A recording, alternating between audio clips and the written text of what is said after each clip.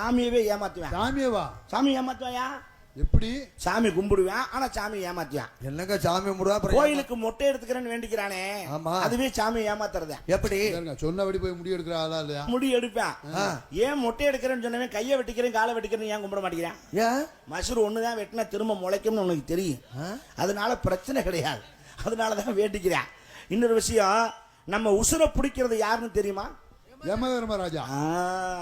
அந்த யமனை யாராவது நேர்ல பாத்துருக்கோமா? இல்ல இல்ல. ஆனா நம்ம பூலோகத்துல ஒருத்தன் பாத்திருக்கேன். வீட்டுக்கு யமதர்மன் நேரா வந்துட்டான். யோகாரன் கதவை தட்டுறான். கதவை தட்டோன்னு கதவை திறக்கிறான். பார்த்தோன்னு அரண்டுட்டான்.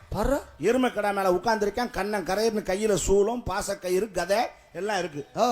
பார்த்து பயந்தவன் ஒரு நிமிஷத்துல யோசிச்சுட்டான். என்னன்னு? அது யாரோ நாடகக்காரங்க எவ்வளவு இருக்கு. ஓ, வேஷம் போட்டு நம்ம வீடு தேடி பிச்சு எடுக்கிறாங்க. ஏப்பா யாரியா எந்த சங்கம்யா நீ? டேய் சங்கமா? டேய் நான் தாண்டா உண்மையான யமதர்மராஜா. அதுக்கு என்ன அத்தாச்சி இருக்குன்னு கேட்டேன். அத்தாச்சி இருக்கு. காரணம் சாட்சி வேணும்ல. ஆமா.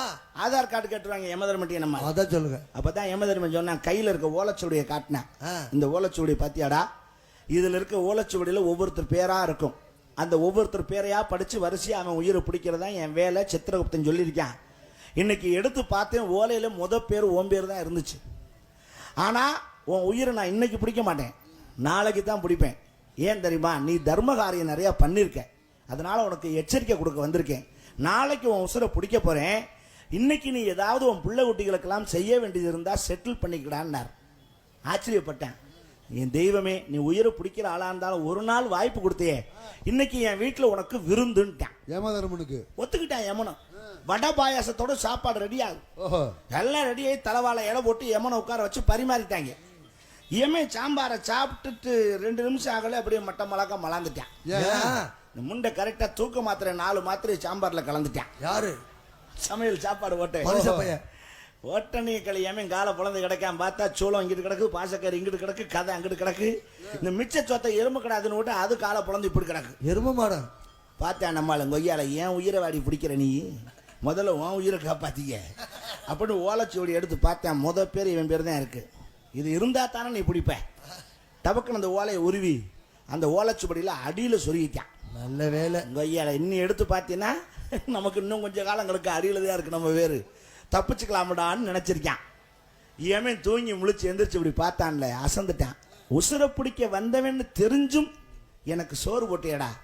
உண்ட வீட்டுக்கு நான் 2 நினைக்க மாட்டேன், சோறு தின்ன வீட்டுக்கு துரோகம் பண்ண மாட்டேன். அதனால உனக்காக ஒரு வாய்ப்பு தர்றேன். என்ன? பேர் எடுத்தோம்னா மேலிருந்து எடுத்தா தானே உன் பேர் வரும். ஃபர்ஸ்ட் வரும். உனக்காக சுவடியை திருப்பி அடிப்பக்கிருந்து எடுத்து வாரேன். இன்னும் கொஞ்ச நாள் வாழ்ந்துக்கன்னா எங்கிட்டு வாழ்றது. அப்பதான் இவனுக்கு லேசா வகுத்தால போறது கசியுது. என்ன மக்காளி போட்டான்டா நம்மளை ஏமேன். இதுல இருந்து என்ன தெரியுது? சாமியை நம்ம ஏமாத்த முடியாது, விதி வலியது. ஏன்னா இவன் மூடிக்கிட்டு பேசாம மேலேயே வச்சிருந்தான்னா ஏமே அடியில இருந்து எடுத்து வந்திருப்பான். இவனே கொண்டே கொடுக்குறான் பாரு அடியில வச்சு. அதுக்கு காரணம் என்னடான்னா, நீங்க எல்லாம் நினைக்கிறீங்க அந்த கோயில போய் சாமி கும்பிட்டா நம்ம பாவம் தீர்ந்துரும், இந்த குளத்துல குளிச்சா நம்ம பாவம் தீர்ந்துரும். தீரவே தீராது. நீங்க பிறக்கும் போது உங்க தலையில என்ன எழுதி அனுப்பிச்சானோ அந்த ரெக்கார்டை எவனாலும் அழைக்க முடியாது. நீங்க எங்க போனாலும் சேர்த்தா உங்களை ஒண்ணு கேட்கிறேன், பிறந்த உடனே உங்களை குளிப்பாட்டினது யாருன்னு உங்களுக்கு தெரியுமா? அது யாருக்கு தெரியும்? செத்ததுக்கு அப்புறம் உங்களை குளிப்பாட்ட போறது யாருன்னு தெரியுமா? அதெல்லாம் எப்படிங்க தெரியும்? இது பிறந்த உடனே குளிப்பாட்டினவனையும் தெரியாது, செத்ததுக்கு அப்புறம் குளிப்பாட்ட போறவனையும் தெரியாது. இதுல இடையில என்னடா காசியில குளிக்கிறேன், கங்கையில குளிக்கிறேன், காவேரி குளிக்கிறேன், முண்டை எங்க குளிச்சாலும் உன் பாவம் தீராது. செஞ்ச வினை செஞ்சதுதான், அதை அனுபவிக்கத்தான்